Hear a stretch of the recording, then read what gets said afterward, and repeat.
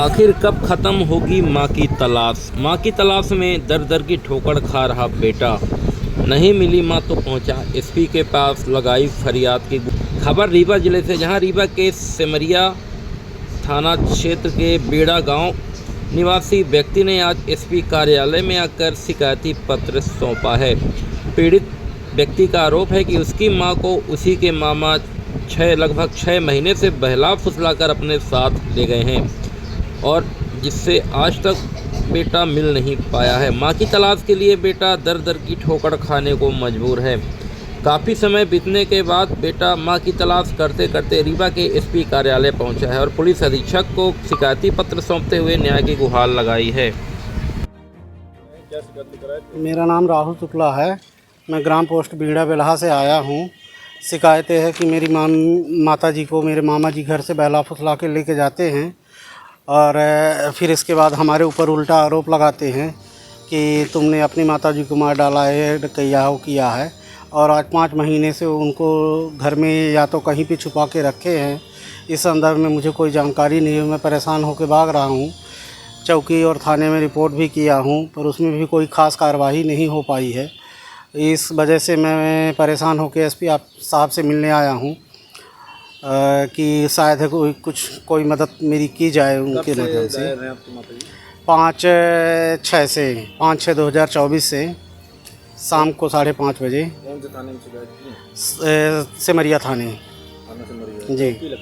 चौकी साहपुर है हमारी लगती है। चौकी नहीं गए थे आप, शिकायत की है? चौकी में भी किया हूँ, थाने में भी किया हूँ। पहले भी एसपी साहब के यहाँ आवेदन दे चुका हूँ। दोबारा से आया हूँ मैं। वहाँ चौकी गए थे तो क्या चौकी वाले बोले कि मैं कर रहा हूँ, देखता हूँ कुछ भी कार्रवाई जो हो सकती है तो बस यही। और फिर आज 5 महीने से मैं कॉल डिटेल मांग रहा हूँ। कुछ जिन आदमियों पर शंका मुझे जा रही है तो उनकी कॉल डिटेल भी नहीं दे रहे हैं। क्या लगता है आपको कौन ले जाएगा? मेरे मामा जी ही रखे हैं, वो चाहे जहाँ रखे हों, रखे मामा जी ही हैं। क्या नाम है उनका? राम श्रीमन त्रिपाठी, नंदनीपुर जी। क्या मानसिक रूप ये है आपकी माता जी? मानसिक रूप से मेरी माता जी थोड़ी मैंने पहले से भी डिस्टर्ब रहती थी। सोचने समझने की उनके पास क्षमता नहीं है। कोई भी बहला फुसला के उनके साथ कुछ भी गलत कर सकता था। वो अपना सोना चांदी भी मामा जी के कहने पे घर से लुका के ले गई हैं। कुछ कैश रखे थी वो भी ले गई हैं। जांच नहीं हो रही?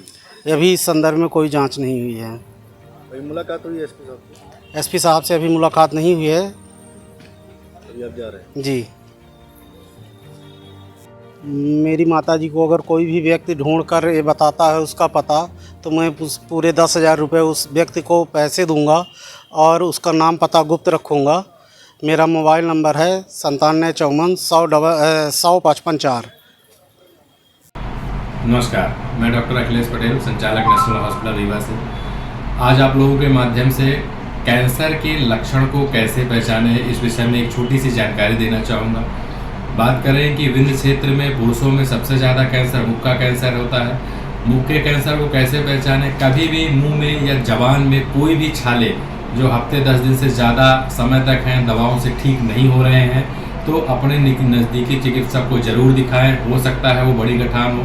लक्षण जो है शुरुआत में ही पहचान में आ जाते हैं तो उसका संपूर्ण इलाज हो सकता है।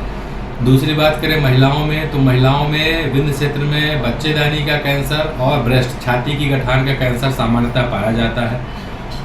उसमें अपन बात करें लक्षण क्या आते हैं, तो छाती में यदि किसी भी लेडीज़ को, यदि वो 30 साल या 35 साल से ऊपर की हैं, कैसे भी असामान्य गठान छाती में महसूस होती है तो अपने नज़दीकी चिकित्सक को ज़रूर दिखाएं।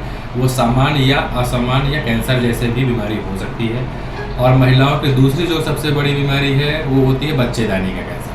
बच्चेदानी का कैंसर अमूमन 40 वर्ष के ऊपर की ही महिलाओं में पाया जाता है। उसमें असामयिक तरीके से रक्त का स्राव या मावात का जाना, ये उसका प्रमुख लक्षण रहता है। तो यदि किसी भी महिला को असामान्य रक्तस्राव और मावात जाने की शिकायत लगातार बनी हुई है तो अपने नज़दीकी चिकित्सक को जरूर दिखाएं। ये हो सकता है कि बड़ी बीमारी हो। समय रहते यदि इसका पता लगा लिया गया तो इसका इलाज पूरी तरीके से उपलब्ध है।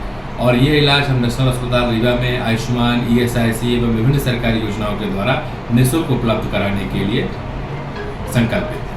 नमस्कार।